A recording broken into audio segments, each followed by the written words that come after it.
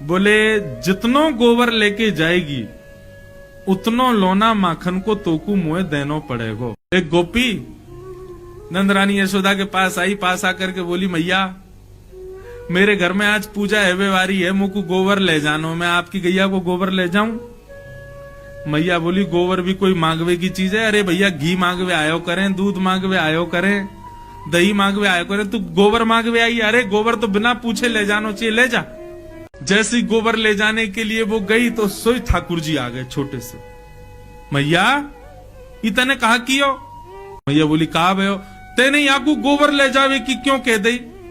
मैया बोली अरे लाला तू भी बात बनाए करे, बता गोबर ले जावे ना ले जावे में कोई अनुमति की जरूरत है? अरे ले जा रही है, ले जान दे। 9 लाख गैया हमारे यहाँ, इतनो गोबर है कि सुमेरु पर्वत के समान पर्वत खड़ा है जाए गोबरन को, और तू बा गोबर के काजे रो रहा है?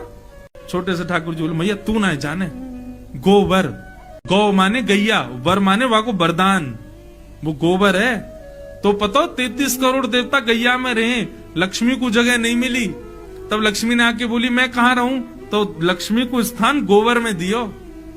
मैया ये जो नंद बाबा के इतने बड़े बड़े रत्नन के जो है का महल बने भये हैं, हमारे घर इतनी संपत्ति है, ये सब गैया के गोबर की करामात है, और तेने वह गोपी को ऐसे ही कह दी कि ले जा गोबर है?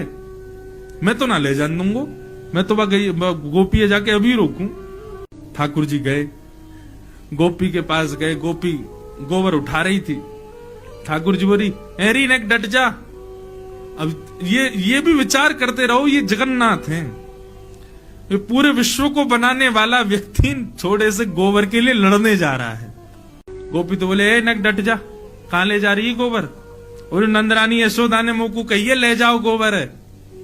बोले यशोदा ने कह दी लेकिन मैं गोपाल हूं, गैयान को असली पालक मैं हूं, मेरे बिना आज्ञा के तू नेक भी गोबर ना ले जा सके, या तो छोड़ दे यहीं पर। लाला ले जान दे, आज मेरे घर पूजा है। तो बोले ऐसे ना लेके जाएगी, कछु दे के जा गोबर के बदले। गोपी बोली बता कहा ले हुआ? बोले जितनो गोबर लेके जाएगी उतनो लोना माखन को तोकू मुए देनो पड़ेगो। मान तेने 1 परात गोबर धरो तो 1 माखन को लोना, 2 परात के 2 माखन के लोना, ऐसी जितनो गोबर ले जाएगी उतनो देनो पड़ेगो। गोपी बोली ठीक है लाला, ठीक है तो लाला तू गिनती कर, मैं लेके जा रही हूं। ठाकुर जी बोले गिनती हम पे आवे ना है, अब क्या करें? गोपी बोली ये तो बड़ी विचित्र बात है लाला, तो पे गिनती ना आवे तू कैसे गिनेगो? और मैंने कहीं 5-6 ले गई फिर क्या करेगो?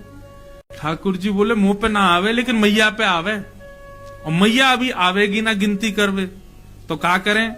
बोले गोपी एक काम कर, तू जैसे 1 परात गोबर उठावे ना तो 1 गोबर की बिंदी मेरे माथे पे लगा दियो, फिर दूसरो गोबर उठावे से दूसरी बिंदी लगा दियो, ऐसे जितने गोबर उठावे उतनी बिंदी मेरे मुंह पे लगा दियो, फिर मैं जाके मैया ते गिनवा लूंगा और उतनो तो को बता दूंगा, उतनो माखन दे दियो।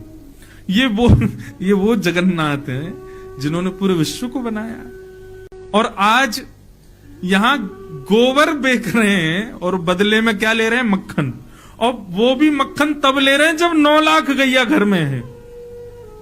मतलब मक्खन की, दूध की, दही की कोई कमी नहीं है। लेकिन ये अब यहां पर आप क्या स्वीकार करोगे इस कथा में? क्या भगवान लोभी हैं? नहीं, प्रेमी है। इससे उस गोपी को भी सुख मिल रहा है और ठाकुर जी को भी आनंद आ रहा है। अब गोपी उठा रही है और उठा करके लाल जी के माथे पे 1 बिंदी लगा दे।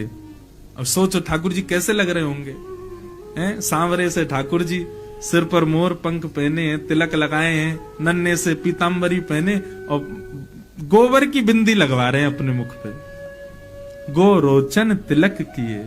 और गोपी बार बार आवे, मक्खन उठावे, 1 बिंदी और लगा जाए। और गोपी को इतना सुख लग रहा है, इतना आनंद आ रहा है ठाकुर जी को ऐसे गोबर की बिंदियों में देख के, और ठाकुर जी बिल्कुल सीरियस होके देख रहे हैं उसको, कहीं ज्यादा नहीं ले जाए।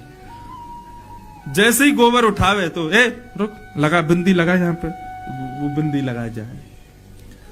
अब बार बार बिंदी लगा के ठाकुर जी ऐसे मधुर मुस्कान पे आनंद है रहे हैं। गोपी को भी खूब आनंद आ रहा है। सो गोपी ने अब क्या कहा कि अब की बार गोबर उठायो, और लाला बहुत भारी है ने उठवाइयो। जैसे ही ठाकुर जी उठवाने गए सो गोपी ने सबरो गोबर ठाकुर जी पे डाल दियो। जैसे ही डारो पूरे ठाकुर जी गोबर में संलप्त है गए। ठाकुर जी दौड़े चौकड़ी मार करके मैया के पास, बोले मैया देख, मैया देख, मैया देख। मैया ने जैसी देखी पूरा गोबर में लपो भयो लाल जी।